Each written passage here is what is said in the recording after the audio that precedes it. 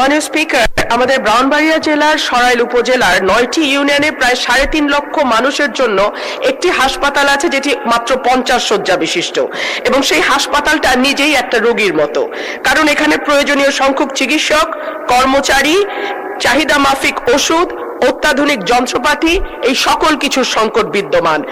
আমাদের এই হাসপাতালটিতে 10 কোটি টাকা ব্যয়ে একটা 6 তলা ভবন নির্মাণের পরিকল্পনা নেওয়া হয়েছিল, কিন্তু 5ই আগস্টের পর ঠিকাদার পালিয়ে গেছে মাননীয় স্পিকার।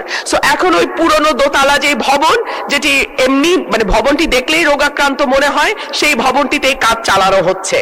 জানা গেছে এই হাসপাতালে কনসালটেন্ট সহ চিকিৎসকদের 9টি, নার্সের 6টি, মেডিকেল টেকনোলজিস্টের 2টি, ফিল্ড স্টাফের 15টি, স্বাস্থ্য সহকারী 8টি এবং আদার্স 19টি, প্রেষণে থাকা পদ সহ 64টি পদ শূন্য রয়েছে।